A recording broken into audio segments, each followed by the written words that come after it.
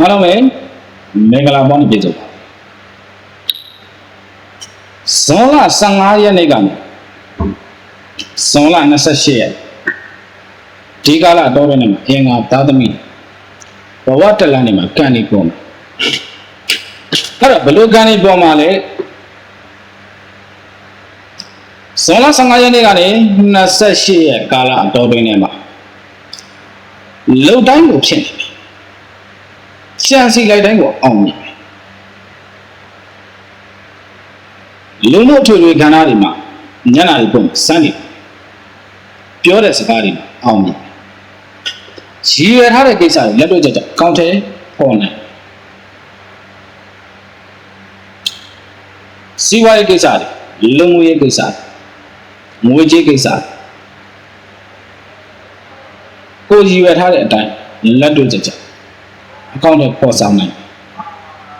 ကိုယ့်ရဲ့စိတ်ကူးထဲမှာရှိတဲ့အရာထလုပ်ရင်တော့ဒီကာလမှာအောင်မြင်မှုတွေကအင်္ဂါသားသမီးတွေရဲ့အနိနာမှာရှိနေတာဖြစ်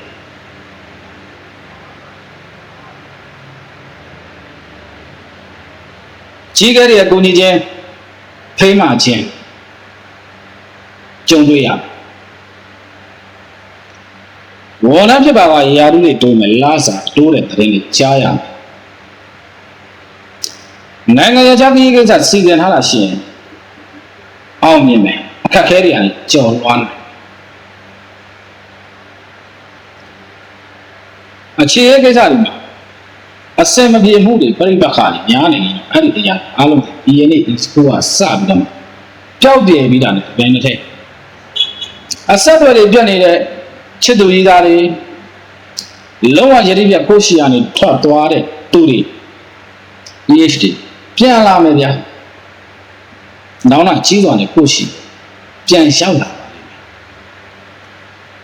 အိမ်တော်ရေးပြိပခါတွေဖြစ်နေတယ်အိမ်နေပူနေတာအိမ်နေဆူနေတာလေကိုယ့်ရဲ့ခင်မောကိုယ့်ရဲ့ဇနီးမယားကိုယ့်ဘုံမှာအမြင်မကြည်မှုတွေအားလုံးပြုတ်ပြေးရပါဘူးပျောက်ပြတ်ကိုယ့်ဘာကိုဖြစ်လာတဲ့ကြံလန်းညံလန်းတွေပွင့်နေတယ်စမ်းနေပွင့်အင်္ဂါသားသမီးဖြစ်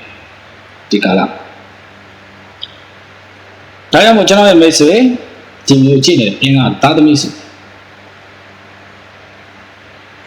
ဘယ်ကိစ္စမဆိုရဲရဲဝံ့ဝံ့နဲ့လှုပ်ဆောင်မှာ